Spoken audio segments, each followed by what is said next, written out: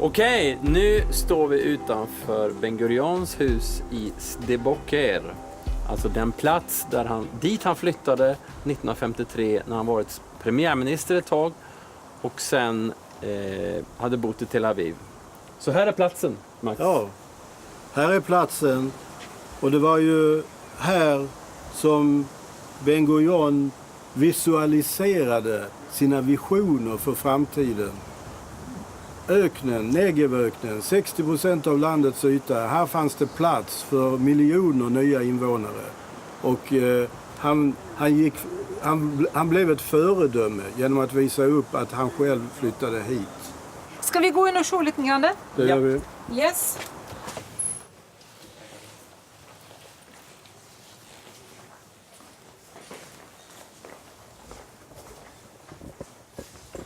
Ja, här står vi. Och här är väl vardagsrummet. Det är ganska fantastiskt alltså. Jag bara tänker på när han kom hit. Var huset färdigt eller begynt det liksom helt från scratch och bygga? Och de började från scratch och det var varmt. Det här var öken. Vi pratar om 40 plus grader. Så det var riktigt pionjärande här. Och det var ju sovrummen, vardagsrummet och det obligatoriska biblioteket. Inte riktigt lika många böcker som i Tel Aviv, men väldigt mycket böcker. Väldigt mycket böcker. Och så får du inte glömma köket, Paulas, hans hustrus revir. Det var liksom hjärta. Men du, alltså seriöst så tänker jag liksom, alltså, om du går tillbaka i historia, blev han betraktad som en liten, ursäkta uttrycket, liten grann gal och kunde komma på idén? Jag tror att han skrev mycket kring detta. Det här var inte någon plötslig händelse. Det berättas att han var ute och åkte i öknen och såg några ungdomar som stod och jobbade här. Och blev nyfiken, stannade bilen, bad chauffören stanna bilen, gick ut och så frågade han vad gör ni? Och då sa de, vi bygger en kibbutz Stockholm. Jaha, sa han, får man bli medlem? Och då säger de, det måste vi rösta om. Visste det kan man vara? Tror de visste vem han var, men de skulle ändå rösta om, de skulle välja in honom. Så var det ju, kibbutzlivet. Ja, och han blev invald. Han blev invald. I love Mitzperamon. I love the desert. I like the silence. The life here is very quiet and you have a lot of time to spend with your family and not running after how do you call it when you stand in your car after thousands of cars before you. It's a beautiful sight and the weather is brilliant. We have a very small and unique community. We have people from North Africa. They came here from in the 60s. After that, we have the people that came from Russia in the 19s. we have Orthodox community, and we have a community of people that serve in the army base in this area.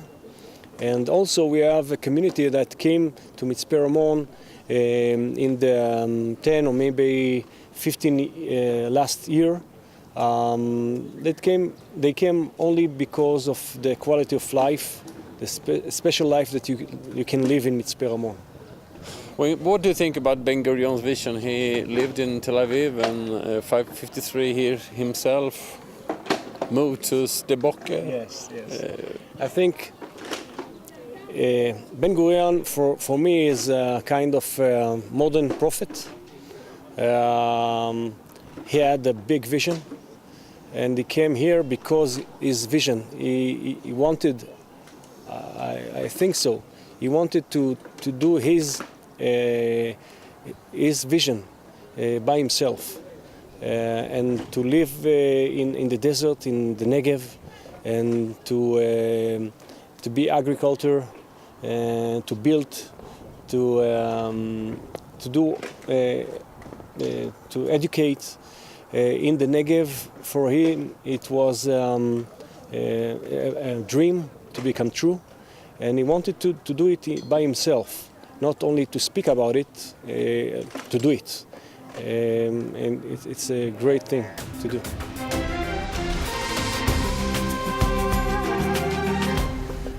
Nu står vi här i Kerem Ramon och det är en vinodling, en jättestor vinodling. Och jag står här med Shmuel som är ansvarig för vinodlingen. Och nu ska han berätta lite grann. אנחנו גרנו במצפה רמון וחיפשנו מקום בנגב, קרוב למצפה רמון, שיהיה אפשר גם להפריח את הנגב וגם תעסוקה. חיפשנו להיות שותפים בחזון של בן גוריון ליישב את הנגב. המים שמשקים פה זה מים מושבים, מים שהם עברו תהליך של סינון מהמים של מצפה רמון ובאו לפה. עדיין שמנו את העיריית חיפוי, שזה בעצם עירייה שגורמת לזה שלא יהיה אידוי מהשמש, והמים יישמרו פה, שלא נאבד הרבה נוזלים. הגובה של המקום הזה זה 800 מטר, ויש פה באזור הזה של מצפה רמון, בגלל הגובה, הפרש של טמפרטורה בין היום לבין הלילה. הגפן היא צריכה ביום שמש ובלילה קור. אני לא זכיתי להכיר אותו, להיפגש, אבל קוראים ספרים ורואים את המדיניות שלו, את החלומות. קרן קיימת עזרה לנו מאוד בהכשרות קרקע. היה פה ערים והיה צריך ליישר, קרן קיימת עזרה לנו.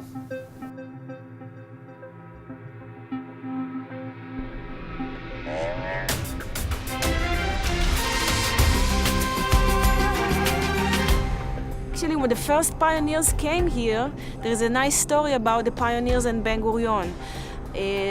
The first pioneers who came here in the late 50s have asked the permission of the Prime Minister to settle in the Arava because the land belonged then to the government and the Jewish agency. Keren Kayemet.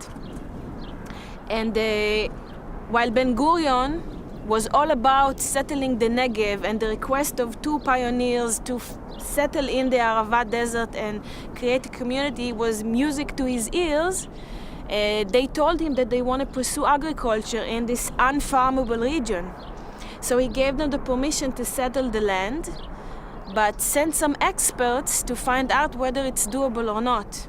And all the experts came back and said, "We're very sorry, Prime Minister, it's a noble cause, but it's not doable." So the story is that Ben Gurion called his secretary and told him, "Well, you better find me at least one person who will say that maybe it's possible, otherwise we look like fools. You know, sending out young people to the desert while actually signing their death sentence." And after many queries and search, they did find some people said, "You know what, maybe if this and that and this will happen, maybe they can do agriculture in the desert. Now, one of the leading experts at our research and development center here dedicated for agriculture, and one of the reasons we are able to do the agriculture that we do here, funded annually by both the Israeli government and Keren Kayemet, have told me a few years ago that the professor who taught her everything she knew about agriculture in Ben Gurion University in Beersheba retired a couple of years ago.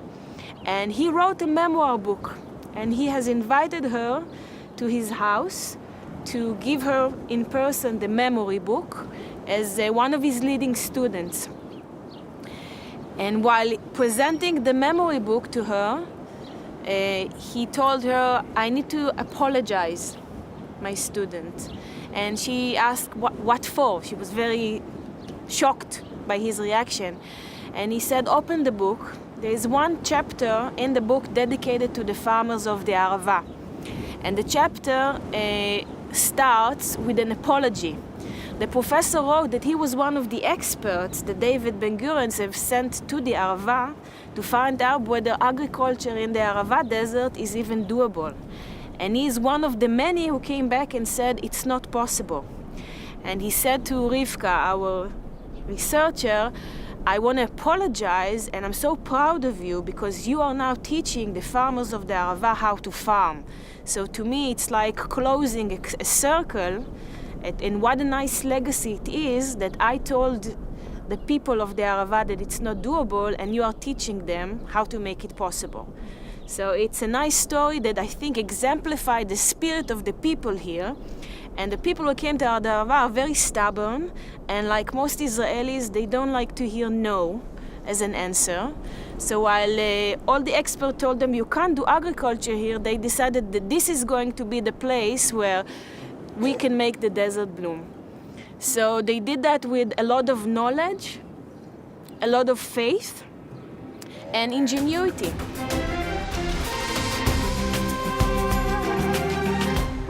There is a real story about Gvulot and Ben Gurion. They said that one night he will arrive to visit Gvulot. And he get here and the gate was closed. And then they start to look after the key, and nobody find the key, and nobody believed that it's Ben Gurion. And then after 20 minutes, he take the car and go. And they said that since that night, he never speak with Gvulot again. That's the story.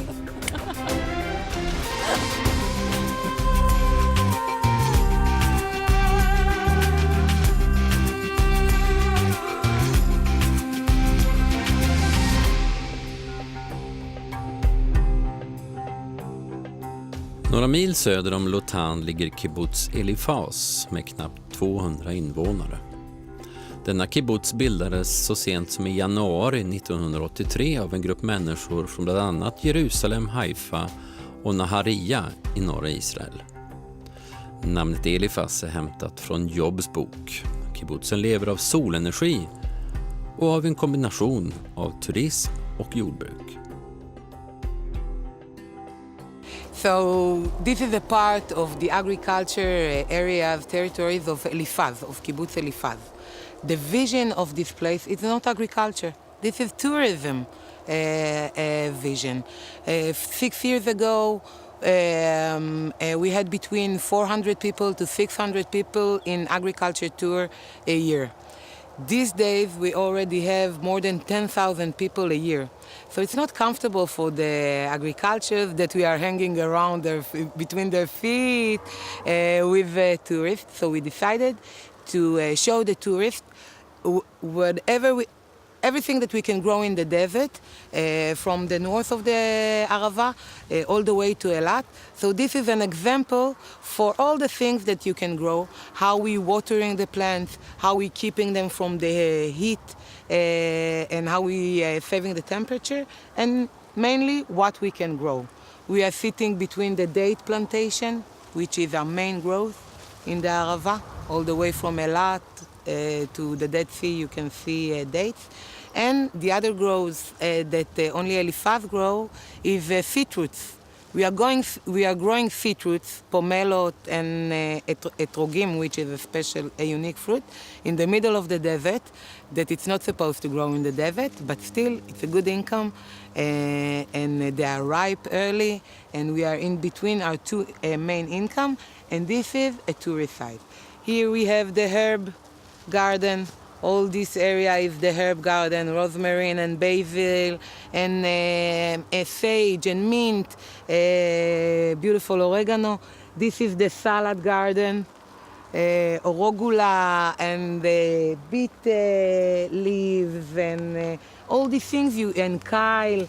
Everything you grow in the desert, also commercial, not only for tourists, but those are samples. Spinach, great spinach. You can see the height of the spinach. After we will finish shooting, we will go and taste and feel. Corn. Inside the greenhouse, we have tomatoes and cucumbers. We also have watermelons, and it's all things that we are growing in the hardest and the driest areas, one of the hardest and driest areas in the world. In the summer, we reach 50 degrees outside, and only 5% humid. We have between 10 to 20 millimeters rain a year. That's what we have. Imagine. Jag tycker det var så kul att jag får plocka en gurka och ha en blomma, för det har jag aldrig gjort i affären hemma. Jag tror vi tar den här, vår sallad. Ska jag se om jag får av den? Säkert. Oj, nu vad se där. Vill du ha blomman då? Eller? Ja, det måste vi ha. Du vet, du får blomman. Tänk så dekorativt när vi ska göra sallad. Det blir jättefint. Så tar vi tomatoes. Jag har aldrig tänkt på att en gurka blommar, det måste jag känna. Rigmor, ja. Ska vi ta chokladtomat? Alltså jag tyckte att det verkar väldigt intressant, för jag vill veta om de verkligen smakar choklad. Här får du till din sallad. Du hade en där. Jag hade den där, men jag vill smaka nu på en gång. Jag måste faktiskt... Det här är min sallad. Då äter vi. Det var jättegoda.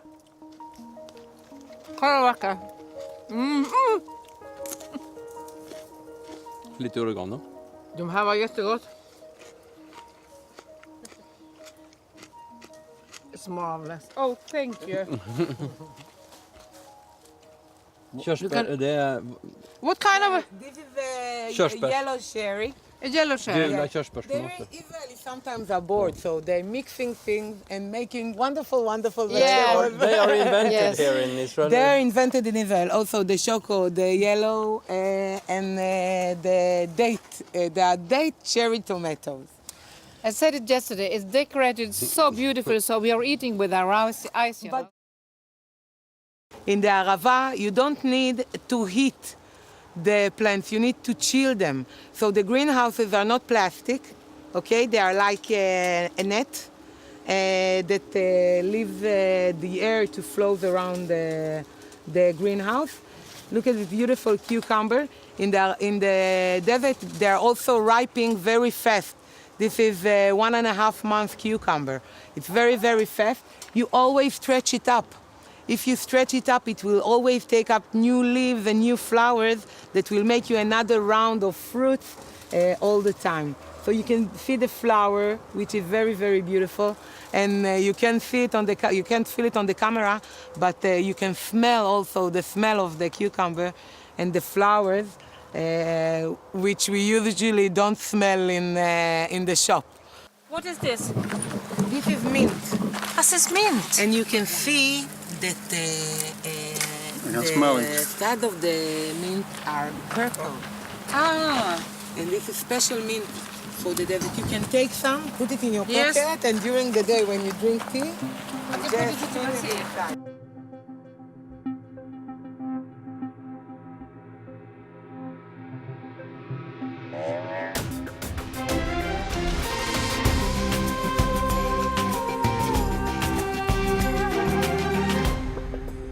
Om man åker norrut från Eilat i 15 mil på väg 90 längs den jordanska gränsen finner man så småningom Keren Kayemets forsknings- och utvecklingscenter Vidor Center. Endast några mil innan man kommer fram till Döda havet. Platsen fungerar även som ett fönster för alla besökare som vill ha en inblick i den utveckling som har skett i Aravadalen de senaste decennierna när det gäller växtlighet, jordbruk och befolkningsökning. So right now we are at the Research and Development Center. This is also the Vidar Center, the Vidar Visitor Centers, which is part of the Research and Development Center. This is the spinal cord of the Arava miracle, agricultural miracle. Thanks to the research that is going on here, we're able to do what we do. This is all thanks to JNF Keren Kayemet from all over the world, people that are part of the mission of blooming the desert. It's not only about agriculture, also we're doing biotechnology. Very interesting research about the desert plants is going on. They say that if these plants are able to survive such harsh conditions in the middle of the desert, they may have a compound, natural compound that could be used for curing illnesses like cancer, Alzheimer, diabetes, etc. So this is the cucamelon. It's a combination of cucumber and watermelon. It's really tasty. It's perfect for salads. It's crunchy, but it has this cucumber taste. Very recommended. We're growing it to see if we can grow it in a higher scale. Delicious.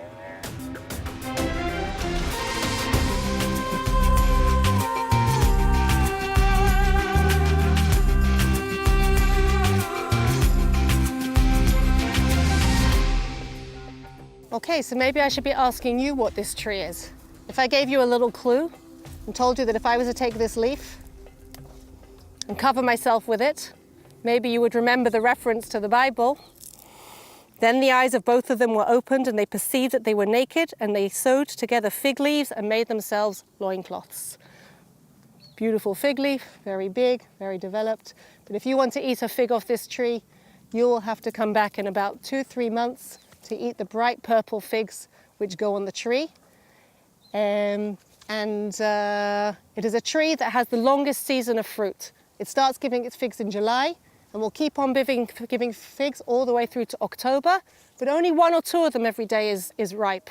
And we compare it to learning the Torah, to learning the Bible. But the Bible, you can't learn it all in one day, but you learn a little bit each day, and each day there's something new to learn from it.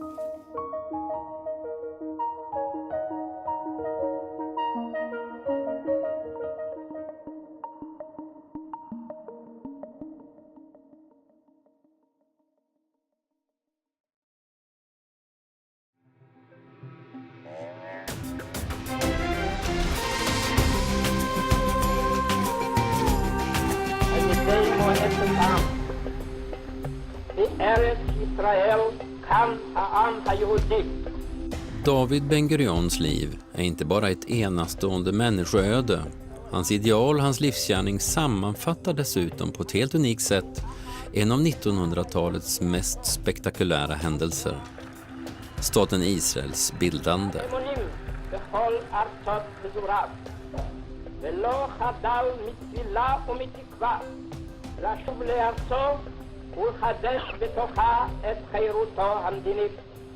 Från sin uppväxt i Plonsk i Polen där pappa Avigor undervisade sin son om uråldriga löften till det judiska folket om att få återvända till det förlovade landet.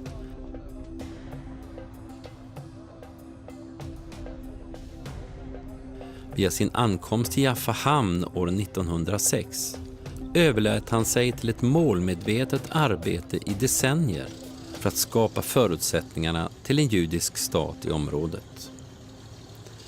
När tiden var inne och han år 1948 var den som fick utropa staten Israel gick hans ödesbestämmelse i fullbordan. Ändå visade han på ett mycket konkret sätt och med sitt eget liv att Israels bildande inte var slutmålet utan endast starten på en ny era.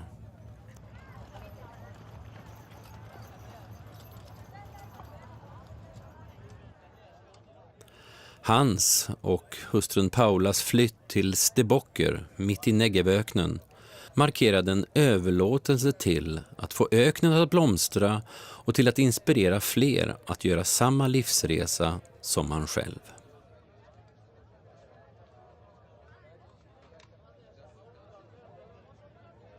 Sina sista år bodde David Ben Gurion i sitt hem i Deboker tillsammans med sin fru Paula. Där han i slutet av 60-talet i samband med sexdagarskriget bland annat fick besök av sin gamla politiska rival Menachem Begin.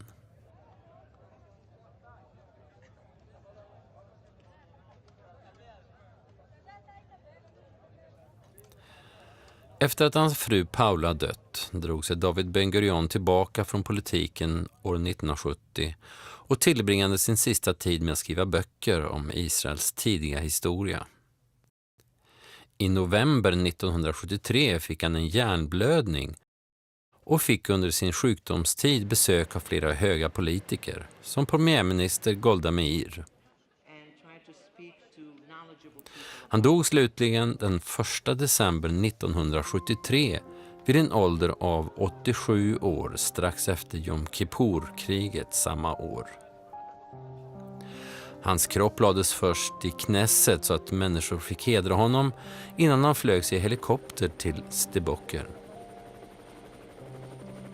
Sirener hördes över hela Israel för att markera hans död innan han begravdes bredvid sin fru Paula i Midreshet Ben Gurion, strax intill Deboker.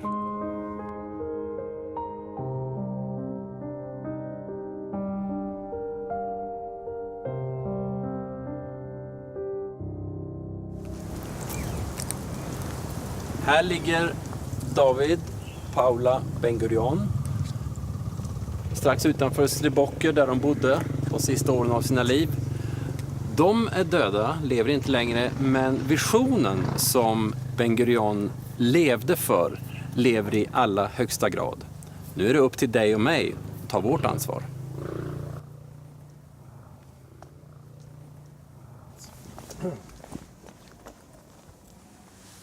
Nu lägger jag en sten på Ben Gurions grav, som man gör inom det judiska. Och en sten på Paula Ben Gurions grav.